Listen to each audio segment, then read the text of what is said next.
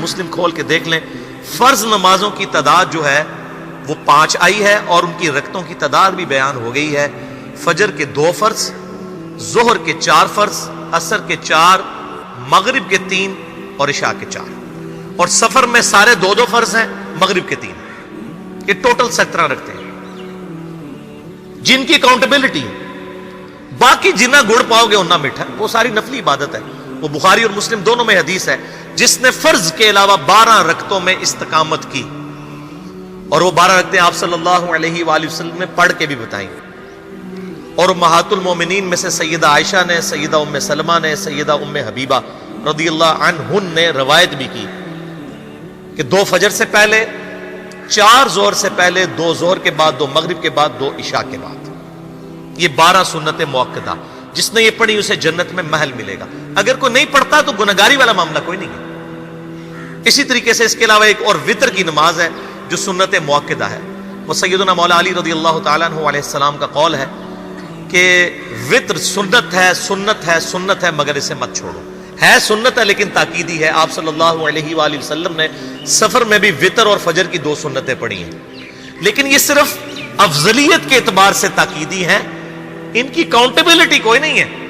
البتہ یہ ضرور ہے، سنن ابی داؤد میں ایک حدیث ہے کہ جس کی قیامت والے دن فرضوں میں کوتاہی نکل آئے گی تو اللہ تعالیٰ فرمائے گا میرے بندوں کی جو نفلی اور سنت عبادت ہے اس کو تول لو اور فرضوں کے ایکویلنٹ قبول کر لو۔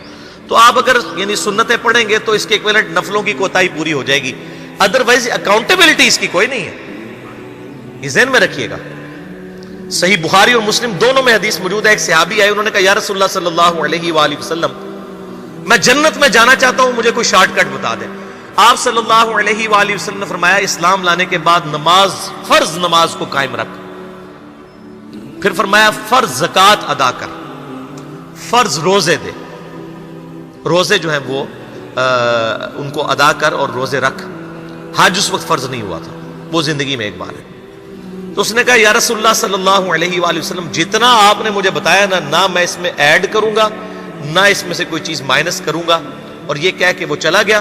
آپ صلی اللہ علیہ وآلہ وسلم نے فرمایا اگر کسی نے کسی جنتی شخص کو دیکھنا ہے تو اس کو دیکھ لو، جو یہ کہہ کے گیا کہ میں فرض نماز سے زیادہ کوئی نماز نہیں پڑھوں گا، صرف فرض روزہ ہی رکھوں گا، فرض زکوٰۃ ہی دوں گا۔ اب روزہ اور زکوٰۃ میں تو ہمارے علماء کو اور عام پبلک کو بھی جو دیندار لوگ ہیں ان کو ہضم ہوتی ہے کہ کوئی شخص یہ نہیں کہتا کہ بھئی پیر اور جمعرات کا روزہ، صحیح مسلم میں حدیث ہے کہ آپ صلی اللہ علیہ وآلہ وسلم کے نفلی روزوں کی یہ روٹین تھی۔ کوئی آپ کو یہ نہیں کہے گا کہ جس نے جمعرات اور پیر کا روزہ نہ رکھا اس کے رمضان کے روزے ہی قبول نہیں ہوں گے، کوئی کہتا ہے؟ کیونکہ ان کو پتہ وہ نفلی ہے۔ اسی طریقے سے زکوٰۃ تو صرف 2.5% ہے نا، باقی تو نفلی صدقات ہیں جتنے مرضی دیں۔ کوئی شخص نہیں کہتا کہ نفلی صدقہ نہ دیا تو آپ کی زکوٰۃ بھی قبول نہیں ہوگی، الٹا یہ کہتے ہیں وہ بس جی زکوٰۃ دے لو تو باقی سارا مال پاک ہے۔ لیکن جب فرض نماز کی باری آتی ہے تو اس وقت وہ 12 رکھتے ہیں بھی سنت موقدہ بیچ میں گھسیٹ دیتے ہیں، وہ بھی صرف فضیلت ہے۔ ٹوٹل 17 رکھتے ہیں، 2 فجر کی، 4 ظہر، 4 عصر، 3 مغرب، 4 عشاء۔ یہ میں کو اپنے لیے گراؤنڈ نہیں بنا رہا، میں تو الحمدللہ اس کے علاوہ بھی نفلی عبادت کرتا ہوں، لیکن میں بتا رہا ہوں خدا کے لیے لوگوں کو دین ایسا مشکل نہ پیش کریں کہ جو نبی علیہ السلام نے امت کو وہ دین نہیں دیا ہوا، اپنی مرضی سے انجیکٹ نہ کریں دین، لوگوں کے لیے مشکلات نہ کھڑی کریں، ان کو فرض نماز تک رکھیں۔ پھر انشاءاللہ کئی لوگوں کو میں نے اس نے نماز شروع کروائی، انہوں نے سنت نماز بھی، نوافل بھی شروع کر دی ہیں، لیکن آپ کم از کم وہ ڈیٹم لیول تو اچیو کروائیں لوگوں کا۔ لیکن فرض نماز کی باری آتی ہے کہتے ہیں جی سنتے بھی حصہ ہیں، کہاں سے میرے بھائیوں حصہ ہے؟ وہ 17 رکھتے ہیں، سنتیں پڑھیں گے ثواب ہے، نہیں پڑھتے گناہ کوئی نہیں ہے۔ تو کم از کم فرض تو ادا کریں، اس کے لیے آپ کو ٹوٹل 24 گھنٹے میں میرے خیال ہے 40 منٹ بھی نہیں چاہیے فرض پڑھنے کے، تو اس کے اوپر تو استقامت کم از کم ہم اختیار کریں۔ اور چھوٹی چھوٹی جو نٹی گٹیز ہیں ان کو تو ہم نے اتنا فالو کیا ہوا ہے، اور فرض نماز